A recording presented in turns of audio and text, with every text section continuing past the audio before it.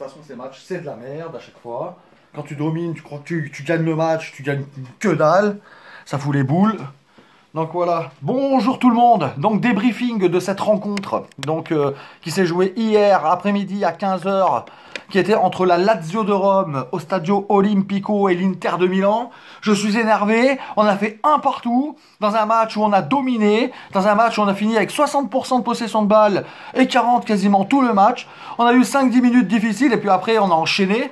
Donc voilà, et je trouve que c'est quand même incroyable qu'on n'est pas capable d'arriver à aligner un deuxième but, même qu'on est resté quasiment 20 minutes à 10 contre 11, je vais y revenir. Feuille de match, elle est là, énervé parce que on prend un point, et ça y est, ça recommence, c'est reparti pour une saison, j'ai envie de dire, où à la fin de la saison, on va se dire, merde alors, ça se trouve, on va payer les 2 points qu'on a perdus aujourd'hui. Comme l'année dernière, avec un point de retard sur la Juve, c'est la Juve qui a remporté le championnat.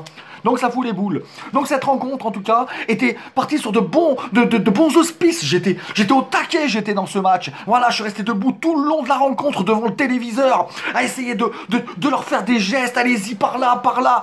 Même s'ils ne m'entendent pas, j'en avais rien à foutre. Voilà, rien à foutre. Hein, j'essayais de faire dans la peau d'un coach du mieux que je pouvais, quoi. Et qu'est-ce qui s'est passé? Un match où pendant 5-6 minutes on a bien souffert en tout début de rencontre, où la Lazio de Rome nous poussait quand même pas mal, où on était retranchés en défense. Voilà, ils voulaient nous prendre à froid, mais ils n'y sont pas arrivés. Arrivé ensuite, où on a commencé à mettre notre jeu en place avec Arturo Vidal, avec Lautaro Martinez, Lukaku. Voilà, et on était bien, et on a commencé à faire reculer la Lazio. À partir de là, la possession de balle a changé de camp, et c'est nous qu'on l'avait, enfin, et on sentait que ça commençait à pousser.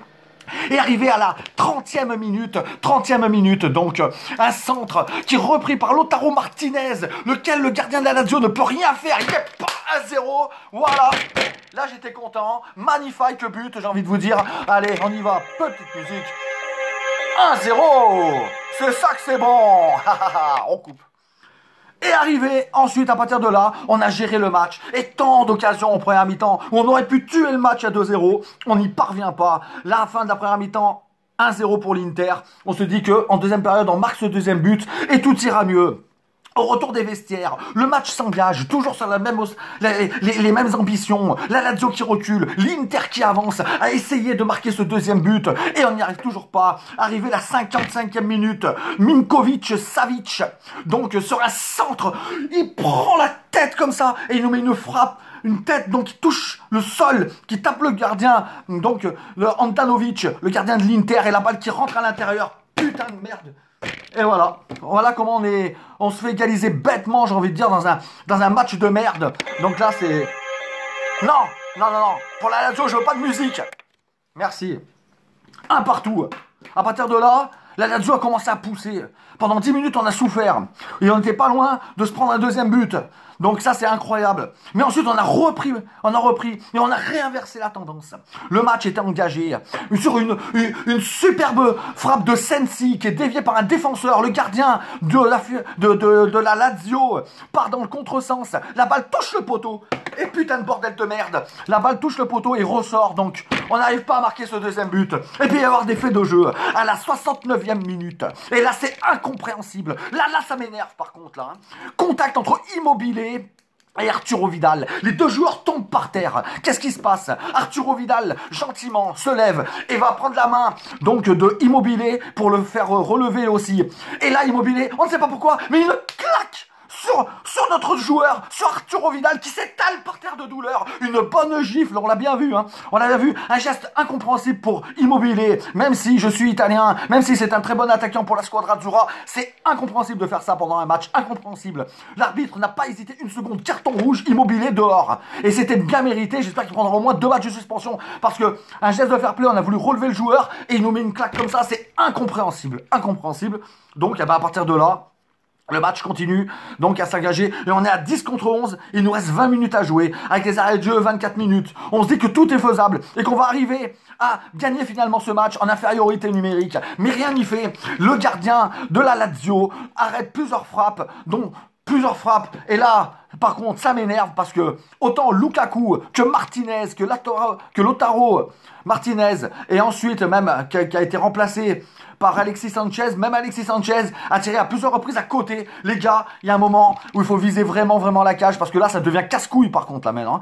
Donc, il y a un moment où il faut vraiment viser la cage, parce que, je sais pas, vous êtes professionnel, oui ou merde. Donc, on vise la cage, et ce deuxième but, il serait rentré. Nouveau fait de jeu à la 86e minute. Donc, sur une touche qu'on a voulu relancer, Sensi a un geste de mauvaise humeur lui aussi sur un défenseur de la Lazio, je ne sais plus qui c'est. Un geste lui aussi de mauvaise humeur. Mais voilà, il a juste voulu l'attraper comme ça pour lui faire comme ça au défenseur. Qu'est-ce qu'il a fait le défenseur? Il l'a rajouté. Style, il a fait...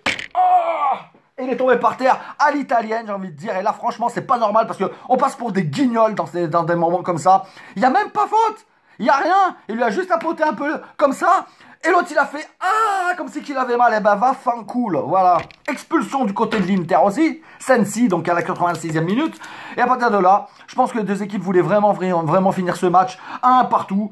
Eh ben, ça fait chier, croyez-moi. Voilà, ce match nul en tout cas. On perd 2 points bêtement dans un match qu'on a complètement dominé. Un match qu'on aurait dû gagner. Et on n'y est pas arrivé. Donc, moi, je sais pas. Pendant 7 heures, je mouille le maillot pour ma société de nettoyage. Et j'estime quand même que pour 1h30, l'Inter, si vous avez les ambitions, comme vous dites, de vouloir gagner le titre cette année, eh ben, c'est pas en faisant des matchs comme ça qu'on va y arriver. Et si on joue comme ça dans 15 jours, parce que là, on est à la trêve internationale, donc on jouera pas le week-end prochain, mais le week-end d'après, donc je crois que c'est le 17 octobre, où on recevra le Milan AC. Le Milan AC, il est en pleine puissance en ce moment, avec un Ibrahimovic qui est en pleine forme.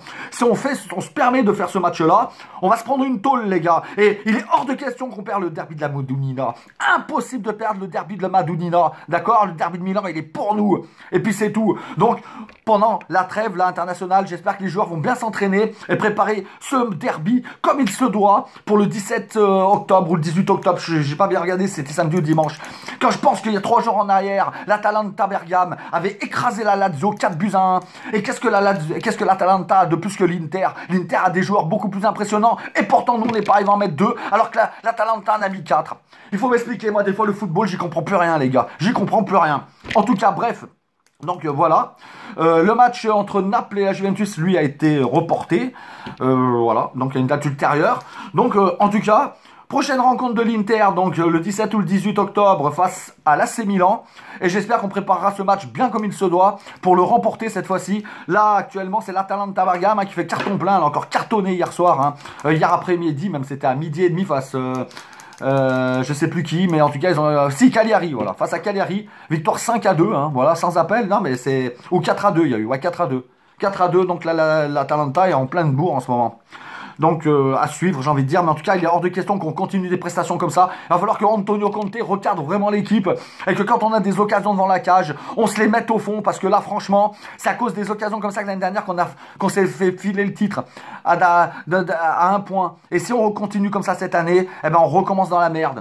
Sur ce, j'ai envie de vous dire, mes abonnés, passez une très bonne journée. J'interviendrai demain ou après-demain pour vous faire une chanson. Voilà, une petite surprise qui attend donc sur ma chaîne. Abonnez-vous si vous n'êtes pas abonné. Laissez-moi des commentaires donc sur la série italienne. Sur ce, passez une très bonne journée, une bonne semaine. Et puis surtout, prenez soin de vous et la paix sur vous.